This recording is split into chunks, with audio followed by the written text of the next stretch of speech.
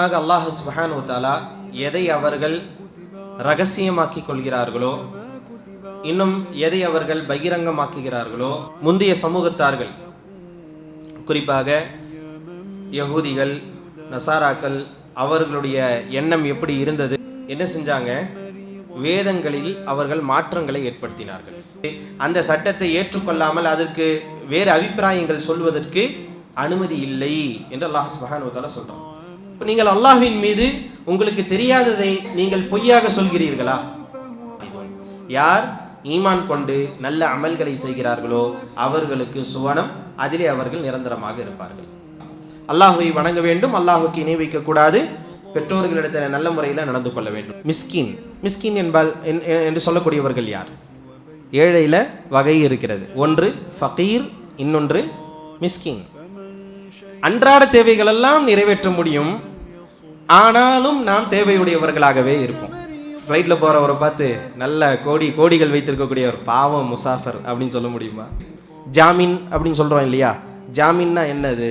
அது வாமின் அப்படின்ற வார்த்தை தான் நமக்கு ஜாமீன் அப்படின்னு சொல்லி ஆயிடுச்சு. சொல்கிறோம் கோர்ட்லலாம் பார்த்தீங்கன்னா வாய்தான்னு வாங்க இல்லையா? வாய்தா போகிறது இதெல்லாம் என்ன? அரபியுடைய வார்த்தை தான், கொஞ்சம் அப்படியே அதனுடைய ஸ்லாங்கு மட்டும் அப்படியே மாறி வருது.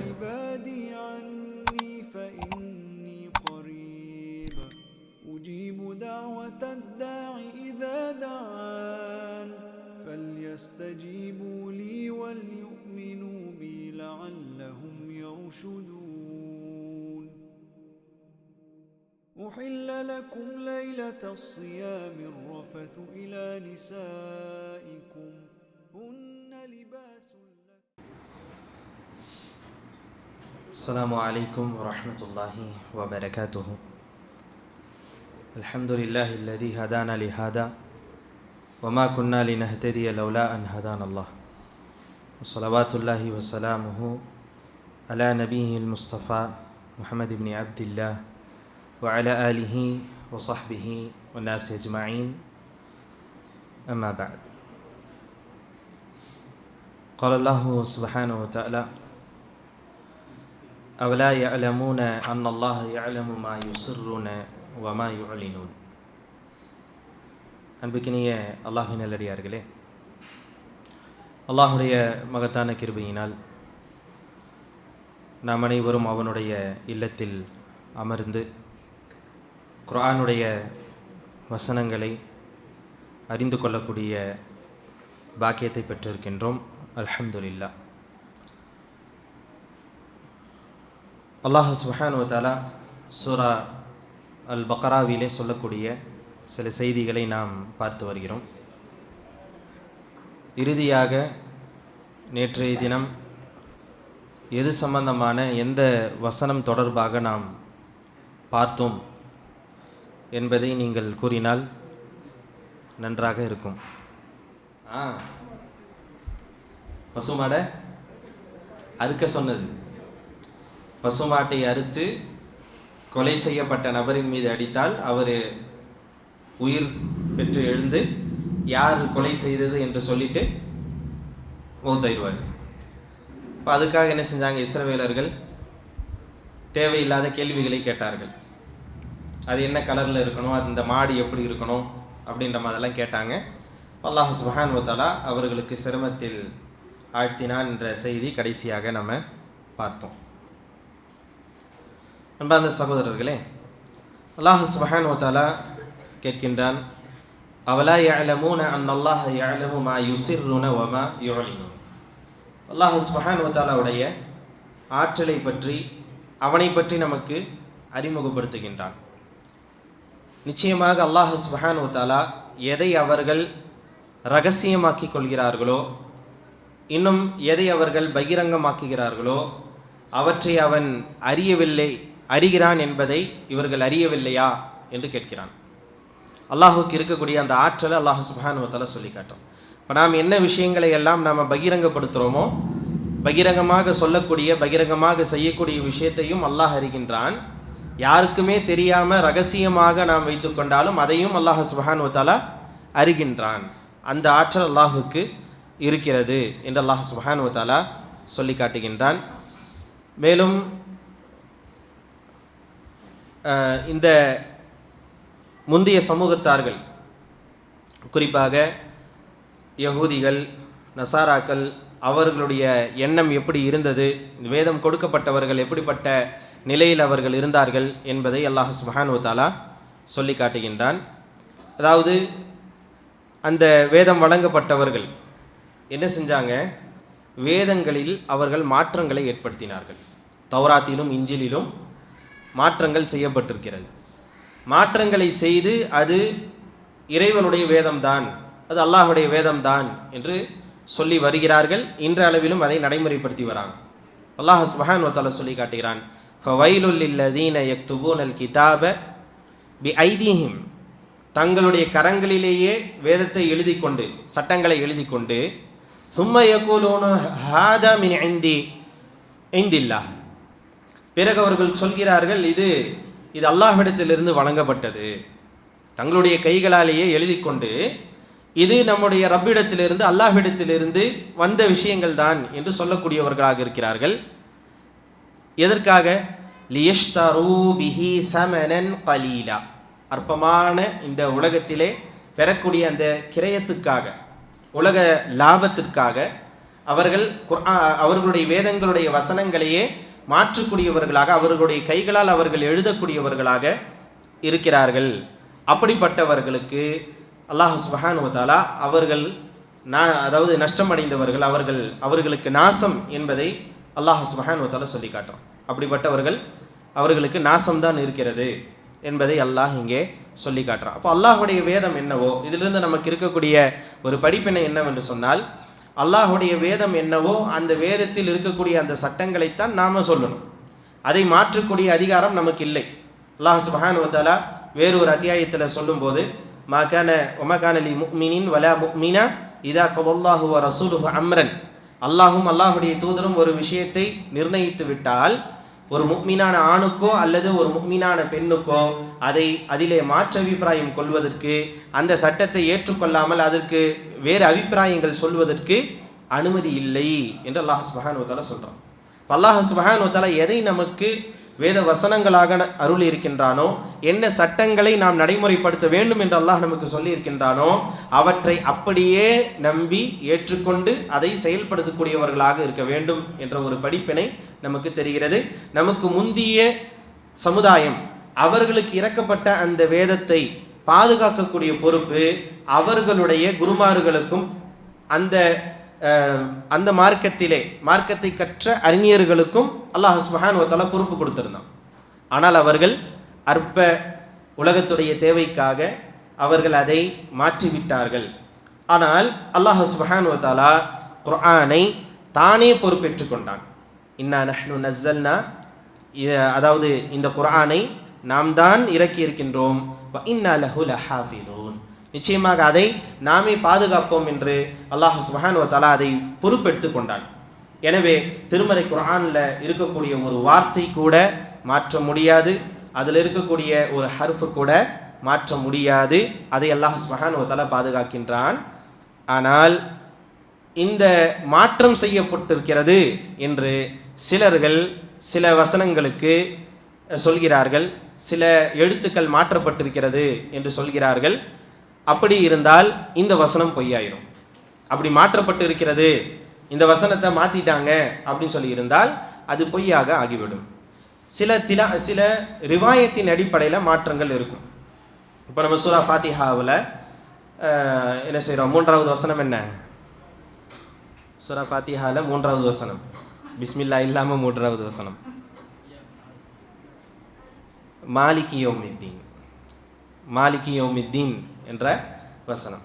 இதை இன்னொரு ஒரு கிராத்து முறைப்படி எப்படி இருக்கும்னா மலிக்கி யௌமித்தீன் அப்படின்னு இருக்கும். இப்போ மாலிக்கும் மலிக்கும் ஒரே அர்த்தத்தை தரக்கூடிய ஒன்று தான், ஆனால் ரிவாயத்தில் மாற்றங்கள் இருக்கிறது. அப்போ நம்ம ஏற்கனவே தெரிஞ்சிருக்கோம், திருமறை குர்ஆன் என்பது நாம் இன்றைக்கு ஓதக்கூடிய இதே லஹ்ஜாவில், இதே வட்டார மொழியில் இறக்கப்படவில்லை, பல்வேறு வட்டார மொழியில் இறக்கப்பட்டிருக்கிறது. ரசூல் ஸல்லல்லாஹு அலைஹி வஸல்லம் அவர்கள் அதை சொல்லியிருக்கிறாங்க. எனக்கு இப்படியும் அது இறக்கப்பட்டிருக்கிறது, இப்படியும் எனக்கு இறக்கப்பட்டிருக்கிறது என்று சஹாபாக்கள் வேறுபடுத்தி அங்கே ஓதி காட்டுகின்ற போது அதை ரசூல் ஸல்லல்லாஹு அலைஹி வஸல்லம் அவர்கள் சொல்லியிருக்கிறார்கள். எனவே அந்த திலாவத்தி அந்த கிராத்தின் அடிப்படையில், அந்த ரிவாயத்தின் அடிப்படையில் சில மாற்றங்கள் இருக்கும். அந்த மாற்றம் என்பது பொருள் மாற்றமாக இருக்காது.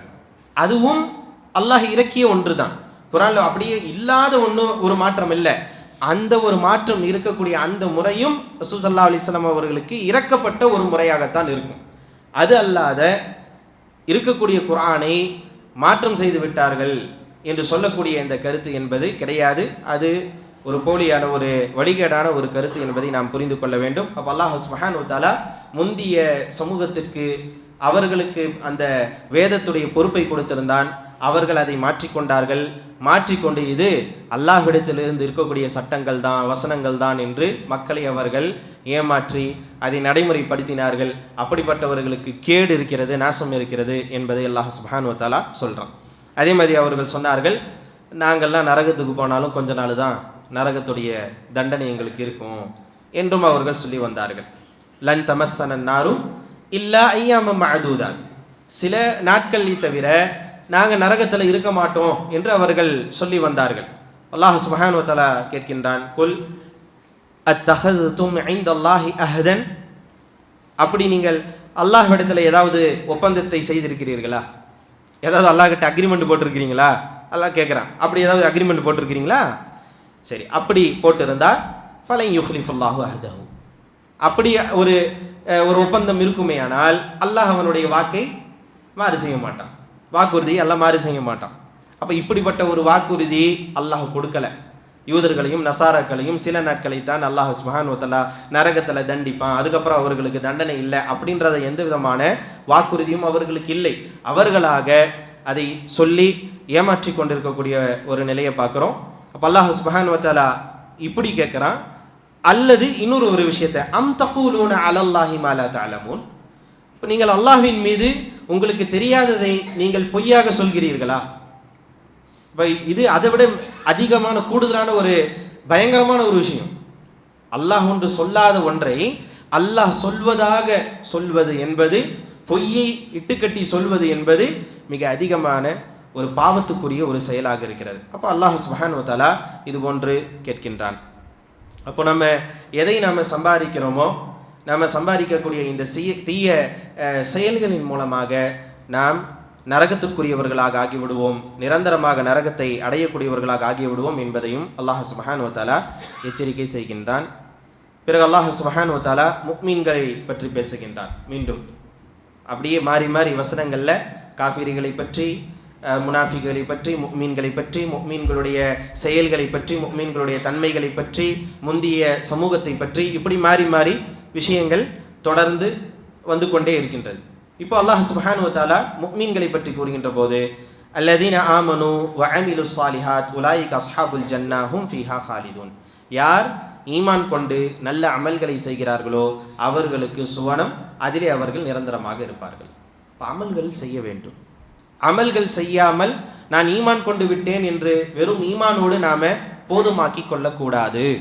நான் அல்லாஹ்வை நம்பிக்கை கொண்டிருக்கின்றேன், தூதரை நம்பிக்கை கொண்டிருக்கின்றேன் என்று வெறும் ஈமானோடு நாம் போதுமாக்கி கொள்ளாமல் அமல்கள் செய்யக்கூடியவர்களாக இருக்க வேண்டும்.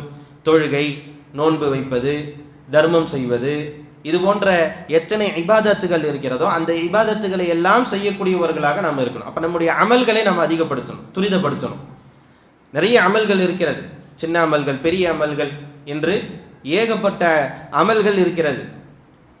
அந்த அமல்களை எல்லாம், அந்த நல்ல செயல்களை எல்லாம் நம்ம செய்யணும். வெறுமனே இபாதத்து மட்டும் இல்லை, அதை சார்ந்து நாம் அல்லாஹுக்கு செய்ய வேண்டிய கடமைகள் இருக்கிறது. இதுவும் நற்செயல்கள், நல்ல அமல்கள். நாம் நம்முடைய அடியார்கள், அல்லாஹுடைய அடியார்களாக இருக்கக்கூடிய நம்மோடு இருக்கக்கூடிய மக்களுக்கு செய்ய வேண்டிய சில விஷயங்களும் இருக்குது, நலன்களும் இருக்கிறது. இவை எல்லாமே நமக்கு நன்மைகளை பெற்று தரக்கூடிய ஒன்று. இவை அனைத்தையும் செய்யக்கூடியவர்களாக நாம் இருக்க வேண்டும். அல்லாஹ் சுப்ஹானஹு வ தஆலா சொல்லி காட்டுகின்றான், வ இத அஹதனா மீசாக பனி இஸ்ராயீல லா தஅபுதூன இல்லல்லாஹ். இப்போ இஸ்ரவேலர்களிடத்துல அல்லாஹ் சுப்ஹானஹு வ தஆலா சொன்ன அந்த வாக்குறுதியை பற்றி அல்லாஹ் இங்கே நினைவுபடுத்துறான். எல்லோருக்கும் இருக்கிற பொதுவான ஒரு கட்டளை என்ன? அல்லாஹ்வை தான் வணங்க வேண்டும். அல்லாஹ்வை தவிர்த்து வேற இலாஹ், வணங்கப்படக்கூடிய இலாஹ் கிடையாது. வேறு தெய்வம் வணங்குறதுக்கு தகுதியான இறைவன் வேறு யாருமே இல்லை. இந்த செய்தியைத்தான் எல்லா நபிமார்களும் சொன்னாங்க. மாலக்கும் மின் இலாஹின் கைருஹ், உங்களுக்கு அவனை தவிர வணங்குவதற்கு தகுதியான வேறு இறைவன் இல்லை என்றுதான் எல்லா இறை தூதர்களும் சொன்னார்கள். ஆரம்பத்தில் இருந்து கடைசி தூதர் வரையிலும் இருக்கக்கூடிய கட்டளை இதுதான். அப்போ இஸ்ரவேலர்களுக்கும் அல்லாஹ் சுப்ஹானஹு வ தஆலா சொன்னா, லா தஅபுதூன இல்லல்லாஹ், அல்லாஹ்வை தவிர நீங்கள் வேறு யாரையும் வணங்கக்கூடாது. இது அல்லாஹ் அவர்களிடத்தில் செய்த ஒப்பந்தம். அதுக்கப்புறம் என்ன, வபில் வாலிதைனி இஹ்சானா, பெற்றோர்களிடம் நல்ல முறையில் நடந்து கொள்ளுங்கள். இது இஸ்ரவேலர்களுக்கு மட்டுமல்ல, இது நமக்கும் அல்லாஹ் சுப்ஹானஹு வ தஆலா இட்டிருக்கக்கூடிய கட்டளை. பெற்றோர்களிடத்தில் நல்ல முறையில் நடந்து கொள்ள வேண்டும். சூரா பனி இஸ்ராயில் அல்லாஹ் சுப்ஹானஹு வ தஆலா சொல்லி காட்டுறோம், வகதா ரப்புக அல்லா தஅபுது இல்லா இய்யாஹ் வபில் வாலிதைனி இஹ்சானா. இதே இங்கே என்ன விஷயத்தை அல்லாஹ் சொல்கிறானோ அதே விஷயத்தை அல்லாஹ் சூரா பனி இஸ்ராயில்ல சொல்கிறான். அல்லாஹ் நமக்கு கடமையாக்கி இருக்கிறதாக சொல்கிறான்.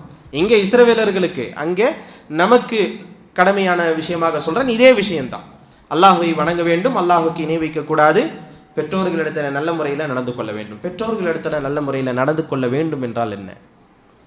பெற்றோர்களிடத்தில் நல்ல முறையில் நடக்க வேண்டும் என்றால் அவர்களிடத்தில் நம்ம பேசக்கூடிய பேச்சு, அவர்களுக்கு கீழ்ப்படிவது, அவர்களுக்கு கட்டுப்படுவது, அவர்களுக்கு மரியாதை கொடுப்பது, அவர்களை நல்ல விதமாக பார்த்து கொள்வது, நோவினை செய்யாமல் இருப்பது, அவர்களை திட்டாமல் இருப்பது, இந்த மாதிரி அவர்களுக்கு கஷ்டம் கொடுக்காமல் இருப்பது, அவர்களை வெறுக்காமல் இருப்பது, இவை அனைத்துமே நம் மீது பொறுப்பு.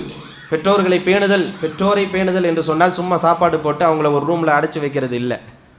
அவர்களுக்கென்று மரியாதையை கொடுக்கணும், அவர்களுக்காக நம்முடைய நேரத்தை ஒதுக்கணும், அவர்கள் சொல்லக்கூடிய விஷயங்களை காதில் கேட்கக்கூடியவர்களாக இருக்கணும். இதெல்லாம் நாம் அவர்களுக்கு செய்ய வேண்டிய விஷயங்கள். அதாவது பெற்றோர்களை பேணக்கூடிய, நல்ல முறையில் நடந்து கொள்ளக்கூடிய விஷயங்கள் இது. அவர்களுடைய உரிமைகளை நாம் வழங்கக்கூடியவர்களாக இருக்க வேண்டும்.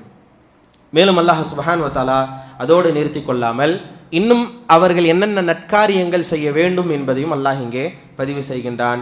வதில் குர்பா, பெற்றோர்களிடத்தில் நல்ல முறையில் நடந்து கொள்ள வேண்டும். அதே போன்று நெருங்கிய உறவினர்கள், நெருங்கிய உறவினர்கள் அப்படின்ற ஒரு சாரார் இருக்கிறாங்க. அதே போன்று உறவினர்கள் என்ற ஒரு சாராரும் இருக்கிறாங்க. அப்படி தானே? நமக்கு நெருங்கிய உறவும் இருக்கும், இந்த நெருங்கிய உறவு இல்லாத உறவும் இருக்கும். இரத்த உறவால் ஏற்பட்ட ஒரு உறவும் இருக்கும், இரத்த உறவு இல்லாமல் வேறு உறவுகளும் இருக்கும், கொஞ்சம் தூரத்து சொந்தம் அப்படின்லாம் சொல்லுவோமே. அதே போன்று திருமணத்தின் மூலமாக ஏற்படக்கூடிய சொந்தம், இப்படி பல உறவுகள் இருக்கிறது. இந்த உறவுகள்லேயே மிக அதிகமாக நாம் நல்ல விதத்தில் நடந்து கொள்ள வேண்டிய, உரிமைகள் கொடுக்க வேண்டிய, கடமைகள் செய்ய வேண்டிய ஒரு உறவு இருக்குமே ஆனால் அது நெருங்கிய உறவு. இப்போ அந்த நெருங்கிய உறவு தந்தையுடைய சகோதரர்கள், இவங்கெல்லாம் நெருக்கமாக இருக்கக்கூடியவர்கள். பொதுவாகவே எல்லா குடும்பத்துலேயும் ஒரு விஷயம் என்ன இருக்குன்னா, அம்மாவுடைய குடும்பத்தோடு ஒரு அட்டாச்மெண்ட்டோடு இருப்போம், அத்தாவுடைய குடும்பத்தோடு கொஞ்சம் விலையே இருப்போம். அப்படி தானே? அம்மாவுடைய அம்மா நமக்கு பாட்டி, ரொம்ப அந்த தாத்தா நமக்கு ரொம்ப பிடிக்கும். அப்பாவுடைய அப்பா நமக்கு எப்போவுமே டெரர். அந்த பாட்டி அப்பாவோட அம்மா டெரருக்கு மேலே டெரர். அப்படி தானே? அவங்கள பார்த்தாவே பிடிக்காது, அவங்க எப்போ பார்த்தாலும் நம்மளை திட்டிக்கிட்டே இருக்கிறாங்க. இந்த பாட்டி நமக்கு செல்லம் கொடுத்துக்கிட்டே இருப்பாங்க, இந்த பாட்டி நம்மளை திட்டிக்கிட்டே இருப்பாங்க. இந்த பாட்டி நல்ல பாட்டி, இந்த பாட்டி எனக்கு பிடிக்காத பாட்டி. இப்படியே சின்னதில் இருந்து நம்ம பழக்கப்பட்டு விடுகின்றோம். அப்போ ஒரு தந்தையுடைய உறவுகளை நாம் விலகி இருக்கக்கூடிய ஒன்றும், தாயுடைய உறவுகளோடு சேர்ந்திருக்கக்கூடிய ஒரு நிலையும் இருக்கிறது. தந்தையுடைய உறவு என்பது மிக முக்கியத்துவமான ஒரு உறவு. இப்போ தந்தையுடைய சகோதரர்கள், தந்தையுடைய சகோதரிகள், இவர்களோடெல்லாம் நாம் நெருக்கமாக இருக்க வேண்டும். அதே போன்று அல்லாஹ் சுப்ஹானஹு வ தஆலா வல் யதாமா, அனாதைகளிடத்தில் நல்ல முறையில் நடந்து கொள்ள வேண்டும் என்றும் அல்லாஹ் சுப்ஹானஹு வ தஆலா சொல்லி காட்டுகின்றான். அப்போ அனாதைகள் யாரை நம்ம அனாதை என்று சொல்லணும்? யார் தந்தை இல்லாமல் இருக்கிறார்களோ அவர்கள் தான் அனாதை. தாய் இல்லாமல் இருக்கிறவங்க அனாதை கிடையாது. தந்தை இல்லாமல், தந்தை மரணித்து ஒரு குழந்தை இருக்குமே ஆனால் அதுதான் அனாதை. இப்போ தந்தை, நிறைய குழந்தைகள் இருக்கிறாங்க நம்முடைய சமூகத்தில். தந்தை இருப்பார், ஆனால் தந்தையுடைய பராமரிப்பில் இருக்க மாட்டாங்க, தாயுடைய பராமரிப்பிலே இருப்பாங்க.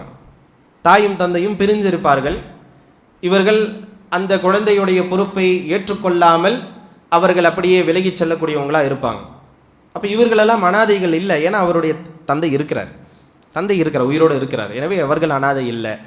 யார் அனாதை என்று சொன்னால் தந்தை மரணித்திருக்க வேண்டும், அவர்கள் தான் அனாதை. அப்போ அது ஒரு குறிப்பிட்ட ஒரு பருவ வயது வரும் வரை தான் அனாதை. 70 வயசு ஆனாலும் நானும் அனாதை தான் அப்படின்னு சொல்ல முடியாது. ஏன்னா 70 வயசுக்கு அப்பா கண்டிப்பாக இருக்கிறது ரொம்ப கஷ்டம்தான், ரொம்ப ரேர். 70 வயசு ஆளுக்கு தந்தை இருப்பது இன்றைய கால சூழ்நிலையில் சிலர்களுக்கு இருக்கிறாங்க, அது ரொம்ப ரேர். அப்போ அவர் நானும் அனாதை என்று சொல்ல முடியுமா? இல்லை. அப்போ பருவ வயது அடையும் வரை இருக்கக்கூடிய ஒரு நிலை தான் அனாதைகளுக்குரிய ஒரு நிலை. அப்போ அந்த அனாதை பருவத்தில் அப்படின்னு சொன்னால் சின்ன பருவம், குழந்தை பருவமாக இருக்கிறாங்க, சிறுவர்களாக இருக்கிறாங்க, அவங்களுக்கு என்ன நல்லது கெட்டது தெரியாத ஒரு பருவமாக இருக்கும். அந்த நிலையில் அனாதைகளோடு நல்ல முறையில் நடந்து கொள்ள வேண்டும். இப்போ அந்த அனாதை எப்படியெல்லாம் இருக்கிறாங்க? இன்றைக்கு நம்முடைய சமூகத்தில் அனாதை குழந்தைகள் நிறையவே இருக்கிறாங்க. அவர்களோடு நம்முடைய தொடர்புகள் என்ன? நம்முடைய குடும்பத்தில் இருக்கலாம், நம்முடைய மஹல்லாக்களில் இருக்கலாம், நம்முடைய உறவுகளில் இருக்கலாம். அப்போ அந்த குழந்தைகளோடு நாம் எப்படி நாம் நடந்து கொள்கிறோம்? அவர்களை நாம் பாதுகாக்கின்றோமா? அவர்களுடைய தேவைகளை நாம் நிறைவேற்றி தருகின்றோமா? இல்லை. ரசூலுல்லாஹ்வுடைய காலத்தில் அனாதை இல்லங்கள் இல்லை, இன்றைக்கு அனாதை இல்லங்கள் இருக்கிறது. இப்போ அனாதை இல்லங்களை ஏற்படுத்தி அவர்களுக்கு நாம் டொனேஷன் கொடுக்கறது இல்லை, அனாதைகளை பராமரிக்கிறது. அனாதைகள் நம்முடைய வீடுகளில் வளரக்கூடியவர்களாக இருக்க வேண்டும், அல்லது அந்த அனாதைகளுடைய எல்லா பொறுப்பையும் நாம் எடுத்துக்கொண்டு நம்முடைய பொறுப்பில் நம்முடைய கண்காணிப்பில் வளரக்கூடிய ஒரு குழந்தையாக இருக்கணும். அந்த நிலை இன்னைக்கு இல்லை. அப்போ அனாதை இல்லங்கள் கட்டப்பட்டு அங்கே கொண்டு போய் விட்டுட்டு ஏதோ ஒரு மாதத்தில் ஒரு தொகை நாம் கொடுத்து விட்டால் இது போதுமா? இல்லை. பொருளாதாரம் மட்டும் அனாதைகளுக்கு தேவையா? பொருளாதாரம் மட்டும் போதுமா? நம்முடைய குழந்தைக்கு என்னெல்லாம் தேவையோ அத்தனையும் அந்த குழந்தைக்கும் தேவை. ஒரு அனாதையாக ஒரு குழந்தை மாறுகிறான் என்று சொன்னால் அந்த குழந்தையுடைய உணர்வுகள் போயிருச்சு, அவருடைய ஆசைகள் போயிருச்சு அப்படின்றது அர்த்தம் இல்லை, எல்லாம் அவர்களுக்கும் இருக்கும். அப்போ அந்த இடத்தில் நாம் இருந்து அதை செயல்படுத்த வேண்டும். அந்த அனாதைக்குரிய அந்த ஹக்கை நாம் நிறைவேற்றுகிறோம் என்று சொன்னால் நம்முடைய குழந்தைக்கு நாம் எப்படி ஒரு பொறுப்பாக இருந்து நாம் பார்க்குறோமோ அதுபோன்று அந்த குழந்தைக்கும் நாம் பொறுப்பாக இருந்து பார்க்க வேண்டும். கனிவாக பேசுவது, அவர்களோடு விளையாடுவது, அவர்களுக்கு நல்லது கெட்டது சொல்லித்தரது, அவர்களுக்கு தேவையான விஷயங்களை வாங்கி தருவது, அவர்களுக்கு ஆறுதல் கொடுக்கிறது, அவர்களை படிக்க வைக்கிறது, இந்த மாதிரியான காரியங்கள் எல்லாம் தேவை. இதெல்லாம் தேவையுடையவர்கள் சமூகத்தில் இருக்கிறாங்க. அதுக்கு நம்ம என்ன செய்ய போகிறோம்? இப்போ அனாதைகளிடத்திலும் நல்ல முறையில் நாம் நடந்து கொள்ள வேண்டும். அவர்களுக்குரிய கடமைகளையும் உரிமைகளையும் நாம் வழங்கக்கூடியவர்களாக இருக்க வேண்டும். அடுத்தது வல் மசாக்கீன். இதெல்லாம் இஸ்ரவேலர்களுக்கு அல்லாஹ் சொன்னது தான், ஆனாலும் இது நம்முடைய கட்டளையுமாகத்தான் இருக்கிறது. இப்போ அடுத்தது மசாக்கீன், மிஸ்கின். மிஸ்கின் என்பால் என்று சொல்லக்கூடியவர்கள் யார்? மிஸ்கின்னா யார்? ஏழை. ஏழையில் வகைகள் இருக்கா? ஏழையில் வகைகள் இருக்கா? ஏழையில் வகை இருக்கிறது. ஒன்று ஃபகீர், இன்னொன்று மிஸ்கின். நம்ம சொல்லுவோம் பக்கீர் ஷா வராரு, பக்கீர் ஷா வராரு. யார் ஒரு பக்கீர் ஷா? ஃபகீர் தான், கடைசியில் அது பக்கீராக போயிடுச்சு போல. இப்போ ஃபகீர் என்று சொன்னால் அவர் ஏழ்மையிலே ரொம்ப ஏழ்மையில் இருக்கக்கூடியவர். ஃபகீர் என்று சொன்னால் அவருக்கு அன்றாட தேவை கூட நிறைவேற்ற முடியாத அளவுக்கு ஏழ்மையில் இருப்பார். அன்றாட தேவை கூட அவரால் நிறைவேற்ற முடியாது. இவங்க தான் ஃபகீர். மிஸ்கின் என்று சொல்லக்கூடியவர்கள் யார் என்று சொன்னால் அந்த கேட்டகரியில் நம்ம பெரும்பான்மையானவர்கள் இருக்கலாம். மிஸ்கின்ல அன்றாட தேவைகள் எல்லாம் நிறைவேற்ற முடியும், ஆனாலும் நாம் தேவையுடையவர்களாகவே இருப்போம். இந்த கேட்டகரியில் இருப்போமா? நிறைய பேர் இருக்கிறதுக்கு வாய்ப்புகள் இருக்குது. நிறைய பேர் இப்படி தான் இருக்கிறாங்க, மிஸ்கின்களாகத்தான் இருக்கிறாங்க. அப்போ அவர்கள் அன்றாட தேவை அவர்களுக்கு செய்ய முடியும், அவருடைய குடும்பத்தை பார்த்து கொள்ள முடியும், தேவைகள் அன்றாட தேவைகள், உணவு, இது போன்ற விஷயங்கள் எல்லாம் அவர்களால் நிறைவேற்ற முடியும். ஆனாலும் அவர்கள் தேவையுடையவர்களாகவே, பொருளாதார தேவையுடையவர்களாகவே இருப்பாங்க, செல்வந்த நிலையில் இருக்க மாட்டாங்க. இவங்க தான் யார்? மிஸ்கின். அல்லாஹ் சுப்ஹானஹு வ தஆலா இந்த மிஸ்கின்களிடத்திலும் நல்ல முறையில் நடந்து கொள்ள வேண்டும் என்று அல்லாஹ் கூறுகிறான். இப்போ தேவையுடையவர்களுக்கு அவர்களுடைய தேவையை புரிந்து நாம் அவர்களுக்கு உதவி செய்யக்கூடியவர்களாக இருக்க வேண்டும். பொருளாதார தேவையாக இருந்தால் பொருளாதார தேவையை நிறைவேற்றக்கூடியவர்களாக நாம் இருக்கணும். இந்த ஃபகீருக்கும் மிஸ்கீனுக்கும் இருக்கிற வித்தியாசத்தை நம்ம தெரிஞ்சுக்கிட்டோம். இந்த ரெண்டு கேட்டகரியுமே ஜக்காத்தை நாம் அவர்களுக்கு கொடுக்கும். அவங்க வாங்கக்கூடிய கேட்டகரியில் இருக்கக்கூடியவங்க. ஃபகீருக்கும் நம்ம ஜக்காத்திலிருந்து கொடுக்கணும், மிஸ்கீனுக்கும் நம்ம ஜக்காத்திலிருந்து கொடுக்க வேண்டும். நாம் இன்னொரு வார்த்தையை பயன்படுத்துகிறோம். என்னது?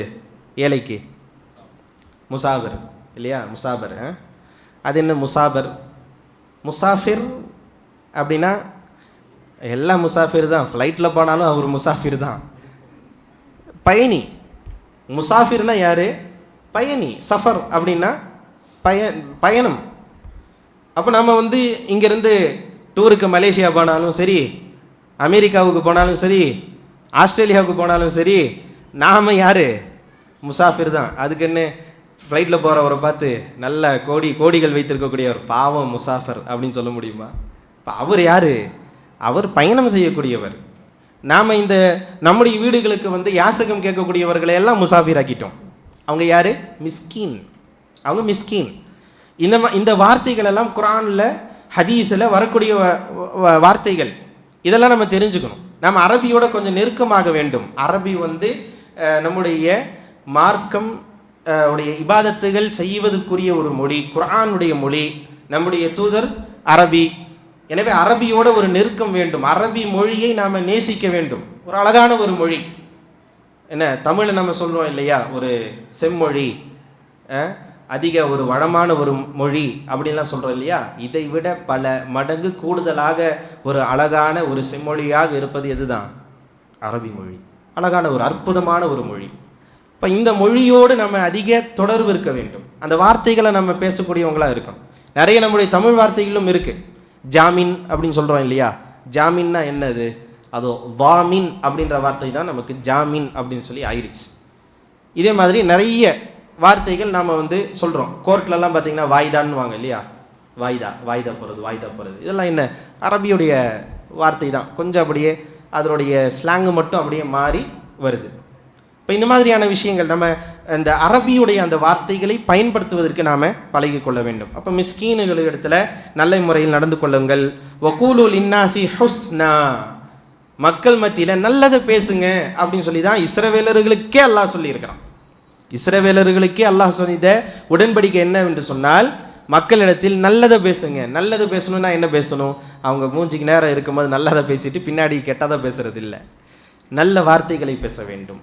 பாசிட்டிவ். இன்றைக்கி பர்சனாலிட்டி டெவலப்மெண்ட்டு, என்ன சைக்காலஜி அப்படின்லாம் பேசுகிறாங்கல்ல. என்ன சொல்லி தராங்க?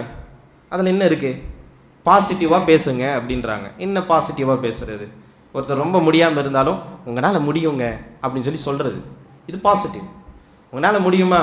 உங்கள் கால் உடஞ்சிருக்குது, நீங்கள் நடப்பீங்களா அப்படின்னு கேட்டால் இது நெகட்டிவ். இது பாசிட்டிவாக பேசுகிறது இல்லை. அப்போ ஒரு இயலாமையில் இருக்கக்கூடியவர்களிடத்தில் கூட நல்ல முறையில் அவர்களிடத்தில் பேசினால் அது அவர்களுக்கு இன்னும் நல்ல ஒரு நிலையை ஏற்படுத்தும், ஒரு ஆறுதலை தரும், ஒரு உந்துதலாக இருக்கும். அப்படின்றதுக்காக பாசிட்டிவாக பேசுங்க அப்படின்னு சொல்லி சொல்கிறாங்க இன்றைக்கு. இதுதான் மார்க்கம் நமக்கு சொல்லி தருகிறது. இதை தான் அல்லாஹ் சுப்ஹானஹு வ தஆலா நமக்கு சொல்லி காட்டுகின்றான். மக்களிடத்தில் நல்லதை பேசுங்கள். ரசூல் ஸல்லல்லாஹு அலைஹி வஸல்லம் அவர்கள் கூறினார்கள்.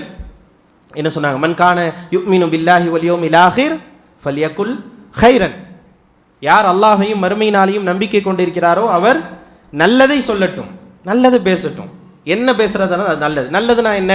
பொய் இருக்கக்கூடாது, ஏமாற்றம் இருக்கக்கூடாது, நயவஞ்சகத்தன்மையோடு இருக்கக்கூடாது, நல்ல வார்த்தைகளாக இருக்கணும், அவங்கள என்கரேஜ் பண்ணுற மாதிரியான வார்த்தைகளாக இருக்கணும். இப்போ இந்த மாதிரியான விஷயங்கள் எல்லாம் தான் நல்லது. இப்போ ரசூல் ஸல்லல்லாஹு அலைஹி வஸல்லம் அவர்கள் கூறினார்கள், நீங்கள் என்ன செய்யுங்க? நல்லதை பேசுங்கள், மக்கள் மத்தியில் நல்லதை பேசுங்க. அப்படி நம்மளால் நல்லது பேச முடியல அப்படின்னு சொன்னால் என்ன செய்யணும்? லயஸ்முத், மௌனமாக இருக்க வேண்டும். சம்த் அப்படி, அதாவது மௌனமாக இருக்கிறது, எதுவும் பேசாமல் இருக்கிறது. பேசுனா நம்ம பேசினாவே நல்லது தான் பேசணும், வாயை திறந்தாவே நல்லதாக தான் இருக்கணும். அப்படி நம்மளால் நல்லது பேச முடியலன்னா பேசவே கூடாது. இதுதான் ரசூல் ஸல்லல்லாஹு அலைஹி வஸல்லம் அவர்கள் சொன்ன செய்தி. எதோடு தொடர்பு படுத்தி சொன்னாங்க? அல்லாஹ்வை ஈமான் கொள்ளக்கூடியதையும் மறுமை நாளை ஈமான் கொள்ளக்கூடியதையும் சேர்த்து சொன்னாங்க. இப்போ எவ்வளோ முக்கியமான ஒரு விஷயம் இது. நம்ம பேசுகிறது நல்லதாக இருக்கணும். அதே போன்று ரசூல் ஸல்லல்லாஹு அலைஹி வஸல்லம் அவர்கள் சொன்னாங்க, எனக்கு அப்படின்னு சொல்லக்கூடிய அந்த பேச்சு எனக்கு ஆச்சரியமாக இருக்கிறது, அது நல்ல பேச்சு. அது அப்படின்னா என்னென்னா அது நல்ல பேச்சு. அதுதான் இன்றைக்கி சொல்லக்கூடிய பாசிட்டிவாக பேசுகிறது. இப்போ இஸ்லாம் நமக்கு எல்லாமே சொல்லி இருக்குது. நாம் எங்கேயும் போய் வேற எங்கேயும் போய் தேட தேவையில்லை. இஸ்லாம் சொல்லி இருக்கக்கூடிய விஷயங்களை எல்லாம் நடைமுறைப்படுத்திட்டால் நாம் நேர்மறையான மக்களாகவே நாம் இருப்போம், நல்லதை யோசிக்கக்கூடிய மக்களாகவே இருப்போம். ஸ்ட்ரெஸ்ஸு, டிப்ரெஷன்னு, ஆன்சைட்டி இந்த மாதிரியான எந்த விஷயமும் நமக்கு வராது. இன்னைக்கு எல்லாமே நமக்கு இருக்குது. முஸ்லீம்கள் என்று சொல்கிறோம், நமக்கு ஸ்ட்ரெஸ் இருக்குது, பிரச்சனை இருக்குது, எப்படி வெளியில் வரணுன்றது தெரியல, மனக்குழப்பம் இருக்கிறது, என்ன வருத்தம் இருக்கிறது, இந்த மாதிரியான பல விஷயங்கள் நம்மிடத்தில் இருக்கிறது, மன நிம்மதி இல்லை அப்படின்னு சொல்கிறோம். இஸ்லாம் எல்லாமே தருது.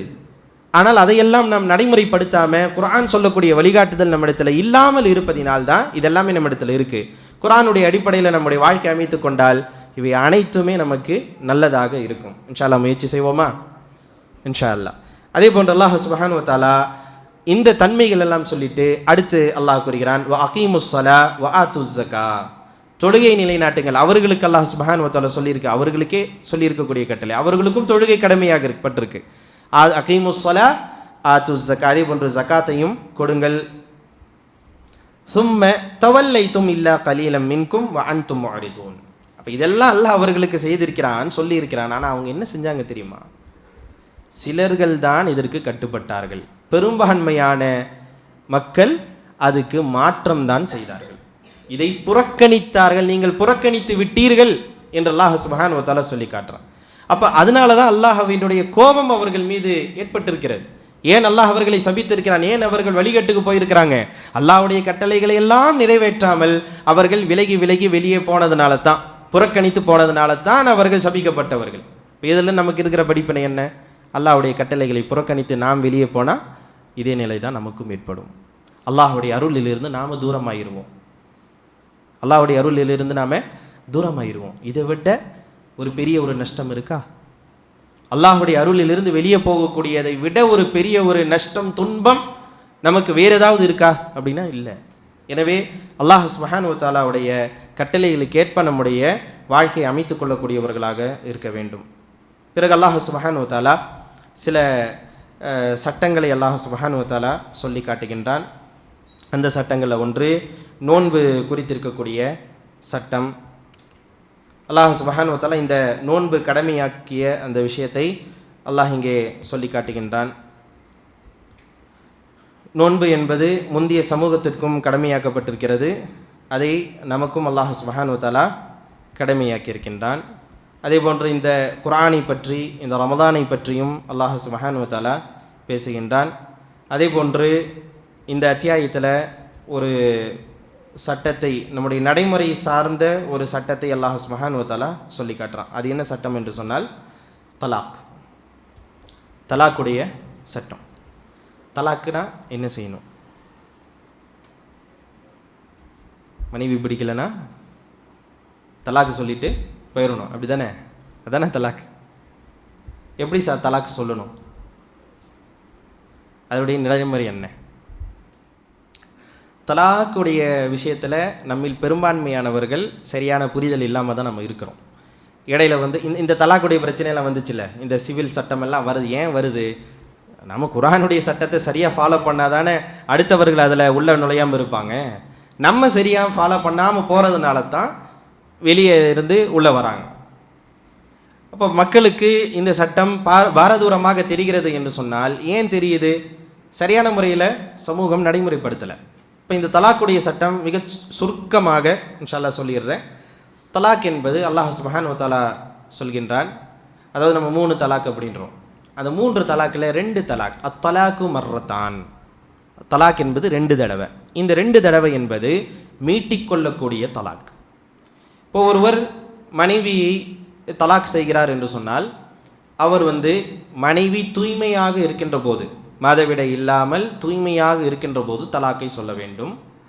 அப்போ அந்த தலாக்கு சொல்கின்ற போது, தலாக்கு சொல்லிட்டு அந்த பெண்ணுடைய 3 மாதவிடை கால அளவில் அந்த பெண் அந்த கணவனுடைய வீட்டில் தான் இருக்கணும்.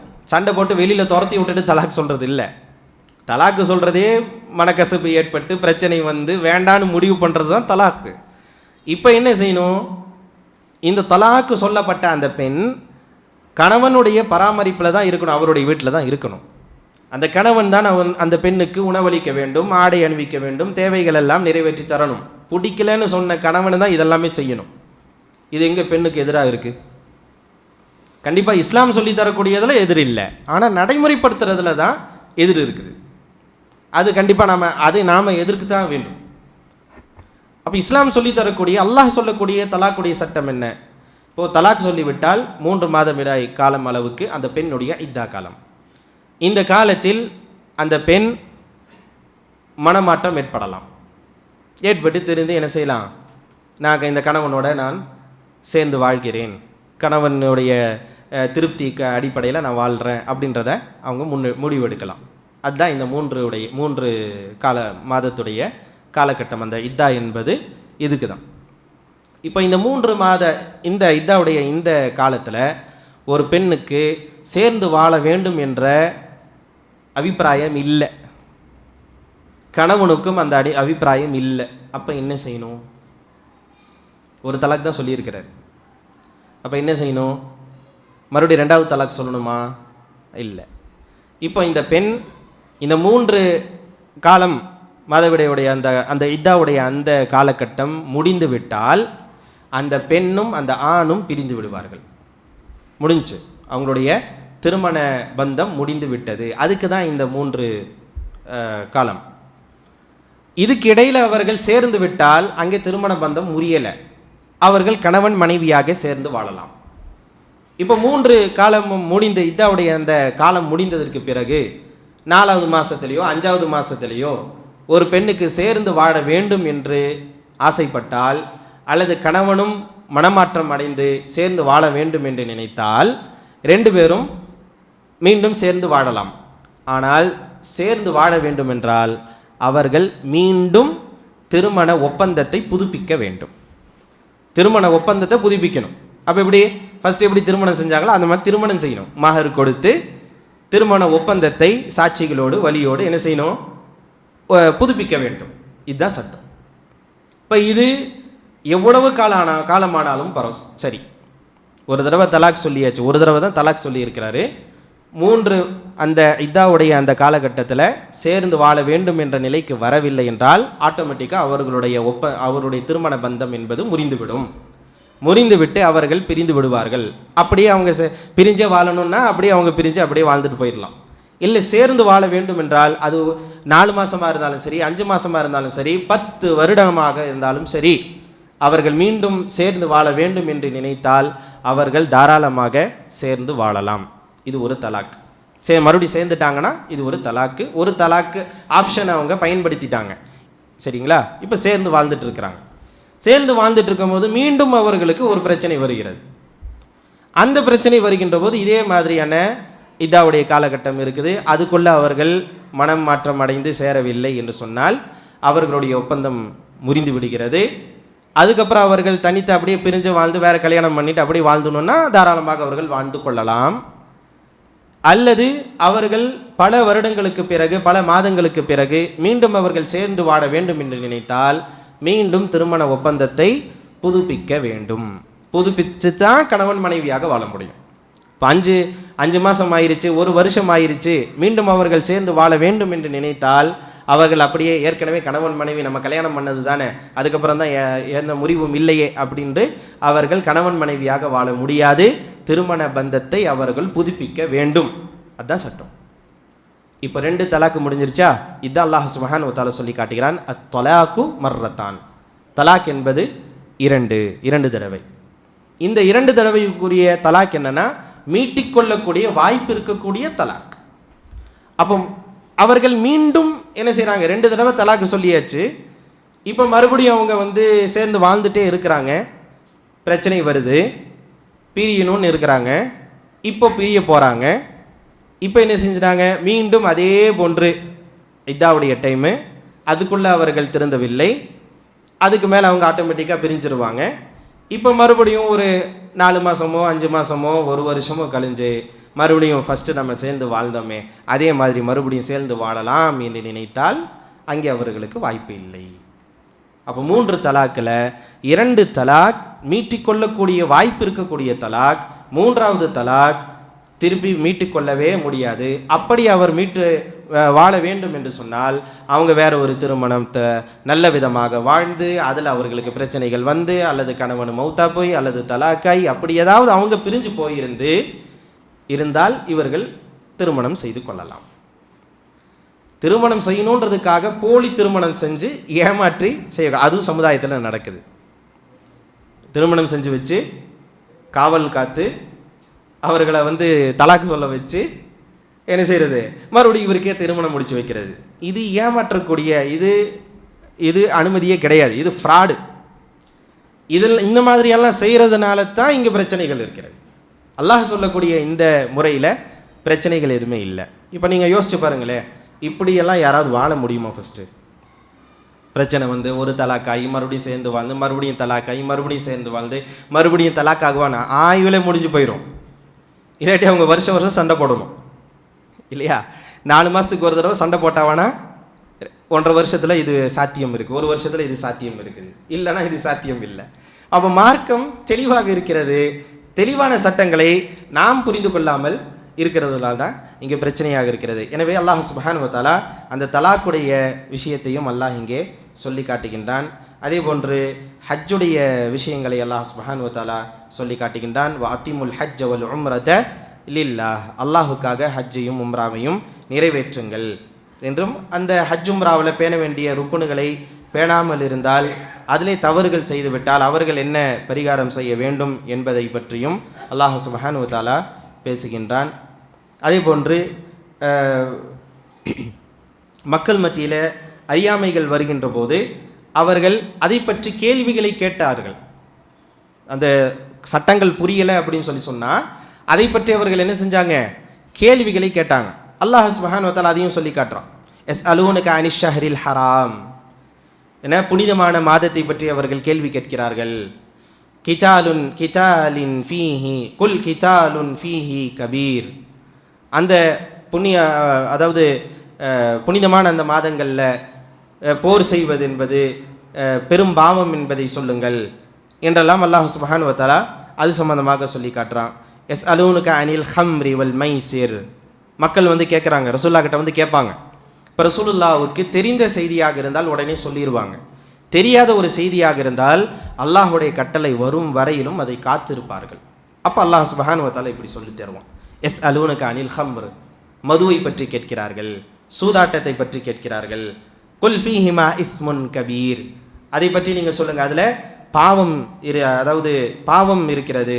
ஒ மனாஃபிஉ லின்னாஸி வ இஸ்முஹுமா அக்பர், அதில் பாவமும் இருக்குது, மனிதனுக்கு தேவையானதும் இருக்குது, ஆனாலும் அதில் கூடுதலாக இருக்கிறது என்னதான், பாவம் தான் என்று அல்லாஹ் சுப்ஹானஹு வ தஆலா சொல்லி காட்டுகிறான். வ யஸ்அலூனக மாதா யுன்ஃபிகூன், நம்ம என்ன செலவு செய்யணும்னு சொல்லி கேட்குறாங்க. எதை செலவு செய்யணும், நம்ம செலவு செய்கிறதுல எப்படி இருக்கணும், அல்லாஹ்வுக்காக எப்படியெல்லாம் நம்ம செலவு செய்யணும் அப்படின்றத கேட்குறாங்க. அப்படின்ற அந்த விஷயங்களை எல்லாம் அல்லாஹ் சுப்ஹானஹு வ தஆலா சொல்லி காட்டுகிறான். அதே போன்று வயஸ்அலூனக அனில் யதாமா, யத்தீம்களை பற்றி அவர்கள் கேட்கிறார்கள் என்று யத்தீம்கள் சம்பந்தமான விஷயத்தை அல்லாஹ் சொல்லி காட்டுகின்றான். அதே போன்று திருமணம் சம்பந்தமான ஒரு சட்டத்தையும் அல்லாஹ் இங்கே இந்த சூரா பக்கரால சொல்லி காட்டுறான். அது என்ன சட்டம் என்று சொன்னால், நமக்கு பிடிச்சவங்களெல்லாம் திருமணம் செய்வோம். நீங்கள் திருமணம்ன்றது எப்படி இருக்குது, ஆண் ஒரு பெண் பிடிச்சிச்சு அப்படின்னா திருமணம் செய்கிறாங்க, ஒரு பெண்ணுக்கு ஒரு ஆண் பிடிச்சிச்சு அப்படின்னா திருமணம் செய்கிறாங்க. இன்றைக்கு பலவிதமான லிவிங் டுகெதரு இப்படி பலவிதமான ட்ரையல் அண்ட் எரரெல்லாம் இன்றைக்கி திருமணத்துடைய வாழ்க்கையில் நிறைய வந்துருச்சு இல்லையா? அப்போது இந்த மாதிரியான இந்த ஹராமான இந்த காரியங்கள்லாம் இருக்கிறது. பொதுவாகவே ஒரு பெண் பார்க்கப்படுகிறாள் என்று சொன்னால் என்ன காரணத்துக்காக பார்க்கப்படுது? ஒரு ஆண் திருமணத்துக்காக மாப்பிள்ளை நம்ம பார்க்குறோம் அப்படின்னு சொன்னால் அந்த மாப்பிள்ளை பார்க்குற விஷயம் எப்படி இருக்குது, என்ன நல்லா வேலை செய்கிறாரா, என்ன வேலை செய்கிறாரு, ஐடியா, டாக்டரா, இன்ஜினியரா, கடை வச்சிருக்கிறாரா, சொந்த கடை வச்சிருக்கிறாரா, எவ்வளவு சம்பாதிக்கிறாரு, சொந்த வீடு இருக்கா, வாடகை வீடு இருக்கா, அந்த வீட்டில் வசதிகள் இருக்குதா, என் பொண்ணை திருமணம் செஞ்சு கொடுத்தா அவர் நல்லா பார்த்துக்குவாரா இல்லையா, இதெல்லாம் தானே நம்ம மாப்பிள்ளை பார்க்குறதுல முக்கியமாக பார்க்கிறோம். அதே போன்று ஒரு பெண்ணை பார்ப்பதாக இருந்தால் ஃபர்ஸ்ட் ஆப்ஷன், பொண்ணு அழகாக இருக்கா, பொண்ணு அழகாக இருக்கா, படிக்கலை ஒன்றும் பிரச்சனை இல்லை, என்ன இருக்குது, அழகு இருக்குல்ல, பொருளாதாரம் இருக்கா, அண்ணன் தம்பி எல்லாம் இருக்கிறாங்களா சப்போர்ட் பண்ணுறதுக்கு, அப்படின்ற மாதிரி தான் என்ன செய்கிறாங்க, பெண்ணை பார்க்கக்கூடியவங்களாக இருக்கிறாங்க. இங்கே எது நமக்கு முக்கியம் இல்லை, நமக்கு இங்கே கொள்கை முக்கியமே இல்லை. கொள்கை என்பது இங்கே முக்கியமே இல்லை. கொள்கை சார்ந்து அகீதா சரியாக இருக்கிறதா, அல்லாஹுடைய கட்டளையை நிறைவேற்றக்கூடிய ஒரு ஆணாக இருக்கிறாரா என்றதெல்லாம் பார்க்கறது இல்லை. ஒரு ஒரு அது என்ன சொல்கிறது, அதாவது கண்ணு வச்சிடக்கூடாதுன்ற மாதிரி ஏதோ ஒரு கேட்கணுன்றதுக்காக என்ன செய்யுது, மாப்பிள்ளை தொழுகுவாரா, பையன் தொழுகையாளியா, பொண்ணுக்கு குர்ஆன் ஓத தெரியுமா, குர்ஆன் ஓத தெரியுமா, தொழுவாங்களா, இவ்வளவுதான். மாப்பிள்ளை தேடக்கூடியவர்கள் என்றைக்காவது தொழுகையாளியா, எந்த பள்ளியில் போய் தொழுகிறாரு அப்படின்னு சொல்லி கடைக்கு வந்து நின்று பார்க்குறாங்கல்ல, எது எவ்வளோ பெரிய கடை இருக்குது, எப்படி வியாபாரம் நடக்குது, ஒரு கஸ்டமராக போகிறது, அவருடைய குவாலிட்டியை செக் பண்ணுறாங்க இல்லையா, ஒரு கஸ்டமராக போகிறது, கஸ்டமராக போய் அவர்கிட்ட பேசி பார்க்கறது, அவர் எப்படி வியாபாரம் செய்கிறாரு அப்படின்றதெல்லாம் பார்த்துக்கிட்டேன், சரி சூப்பர் மாப்பிள்ளை நல்லா இருக்கிறார் அப்படின்றது நினைக்கிறது. ஆனால் இபாதத்து இஸ்லாம் என்று வருகின்ற போது யாராவது மாப்பிள்ளையை ஃபாலோ பண்ணுறாங்களா, எந்த பள்ளிக்கு போய் தொழுகிறாரு, தொழுகையெல்லாம் கரெக்டாக இருக்குதா, தொழுகையில் பேணுதலாக இருக்கிறாரா, வியாபாரத்தில் ஹலால் ஹராமை பேணி அவர் வியாபாரம் செய்கிறார்களா, அவருடைய பேச்செல்லாம் நல்லா இருக்கா அப்படின்னு யாராவது பார்க்குறாங்களா? அது பார்க்குறதே இல்லை, அது நமக்கு முக்கியம் இல்லை. அதே மாதிரி பொண்ணை குர்ஆன் ஓதி இருக்கான்னு கேட்போம், ஆனால் ஓதி காட்டுமான்னு சொல்லி கேட்பாங்களா? எனக்கு தெரிஞ்சு ஒரு வரலாறு இருக்கிறது இல்லையா, நம்முடைய ஊரில் நடந்த ஒரு விஷயம், கேள்விப்பட்டிருக்கிற விஷயம். அல்ஹம்துலில்லாஹ். என்ன, பெண் பார்க்கின்ற போது பெண்ணை குர்ஆனை ஓதி காட்டு அப்படின்னு சொல்லி கேட்டிருக்கிறாங்க. அப்போ இந்த மாதிரியான நடைமுறை எத்தனை பேருக்கு இருக்குது, நாம் அதை கவனிக்கிறோமா அப்படின்னா இல்லை. திருமணம் செஞ்சு கொடுத்தா போதும், அது நல்ல இடம் அப்படின்றது போகணும், அதுக்கப்புறம் வரக்கூடிய கஷ்டங்களை எல்லாம் ஜமாலிச்சுக்கலாம் அப்படின்னு சொல்லி பார்க்குறேன். அப்போ அதுக்கு அடிப்படையான ஒரு விஷயத்தை அல்லாஹ் சுப்ஹானஹு வ தஆலா சூரா அல் பக்ராவிலே சொல்லி காட்டுகின்றான். அல்லாஹ் சுப்ஹானஹு வ தஆலா சொல்கிறான், வலா தன்கிஹுல் முஷ்ரிகாத் ஹத்தா யுமின்ன. முஷ்ரிக்கான பெண்ணை அவர்கள் முக்மின் ஆகாத வரை திருமணம் செய்யக்கூடாது. அப்போ ஒரு பெண்ணை முஷ்ரிக்காக இருக்கக்கூடிய, இணை வைக்கக்கூடிய ஒரு பெண்ணாக இருந்தால் அந்த பெண்ணை திருமணம் செய்யக்கூடாது, அந்த பெண் தகுதியற்றவள் என்பதை அல்லாஹ் இங்கே சொல்லி காட்டுறான். வல அமதுன் முஃமினத்துன் கைரும் மின் முஷ்ரிகா. ஒரு முஃமினான அடிமையாக இருக்கக்கூடிய ஒரு பெண். இப்போ நம்மெல்லாம் சுதந்திரமானவர்கள், அடிமையானவர்கள் என்பது வேற ஒரு கேட்டகரி இல்லையா. அப்போ ஒரு முஃமினாக இருக்கக்கூடிய, அடிமையாக இருக்கக்கூடிய ஒரு பெண் சுதந்திரமாக ஒரு முஷ்ரிகாவாக இருக்கக்கூடிய ஒரு பெண்ணை விட சிறந்தவள் என்று அல்லாஹ் சுப்ஹானஹு வ தஆலா சொல்றான்.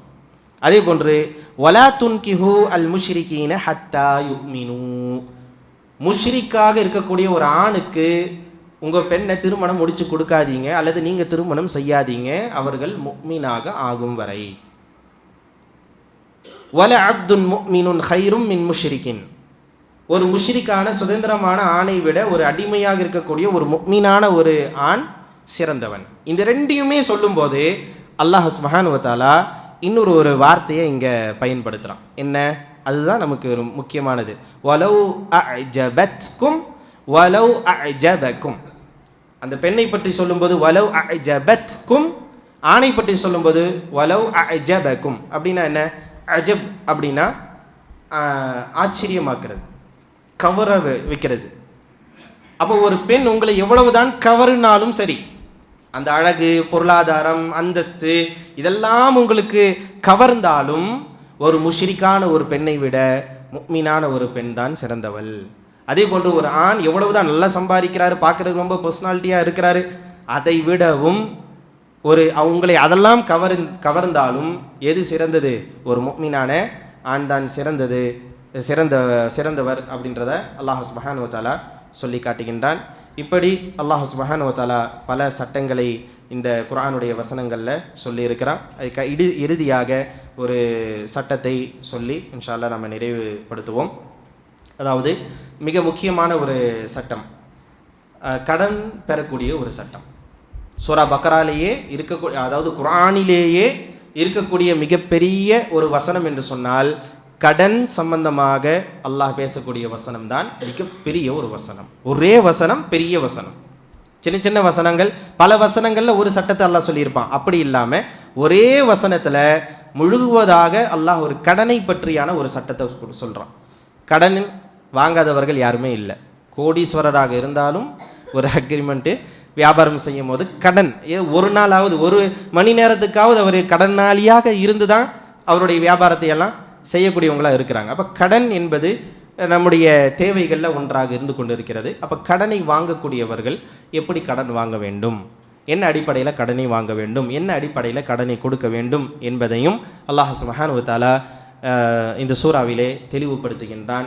இறுதியாக அல்லாஹ் சுப்ஹானஹு வ தஆலா முஃமின்கள் அல்லாஹ்விடத்தில் பிரார்த்தனை செய்யக்கூடிய அந்த வசனங்களை கொண்டு இந்த சூறாவை நிறைவு செய்கின்றான்.